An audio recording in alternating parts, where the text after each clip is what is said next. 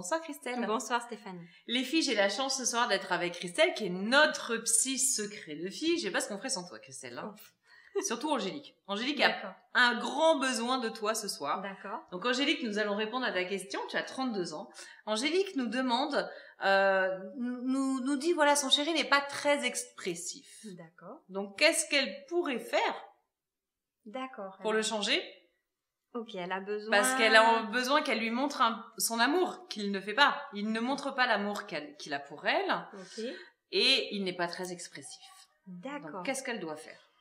Alors... C'est une souffrance quelque part. Ben oui, j'imagine bien, effectivement. Il y a une réelle demande là de mettre des actes, d'avoir... Alors, il faut savoir que les hommes ne sont pas spontanément très expressifs. Alors, pas tous. On va pas faire une... Il y en a qui en font plus pour les autres qui n'en font pas.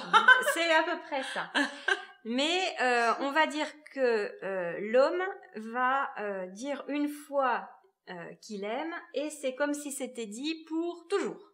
Voilà, c'est ça. Je sais très bien que je t'aime. Je vais pas te le dire tous les jours, tous les matins. C'est exactement Alors ça. que nous, on attend ça tous les matins. Voilà. Donc ça, déjà, elle peut commencer par là, c'est lui dire, ben écoute, moi j'ai besoin de ça. Et puis peut-être aussi, Angélique, si tu as besoin qu'il te montre sa manière de t'aimer, tu peux lui faire une liste. Ça paraît idiot, mais ça se fait ça. Mais pourquoi pas? Alors, je voudrais que tous les matins tu me laisses un post-it sur le frigidaire avec des petits cœurs, c'est ça? Eh ben oui, pourquoi pas? Ah yes! Ah ouais! Alors ça, c'est quelque chose que on apprend des choses. Hein. Qui est très important. Je l'ai peut-être pas souvent abordé dans cette émission, mais je crois que c'est essentiel.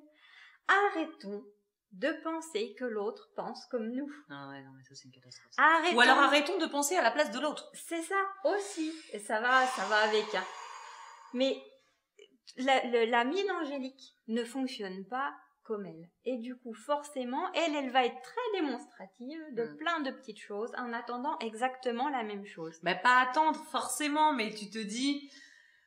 Il pourrait me rendre l'appareil quand même. Bah pas forcément non plus, mais c'est vrai qu'elle est dans l'attente, quoi. Ben oui, elle est dans l'attente. Clairement, elle est dans l'attente, ouais. Donc si... Ça, c'est une souffrance d'attendre. Voilà.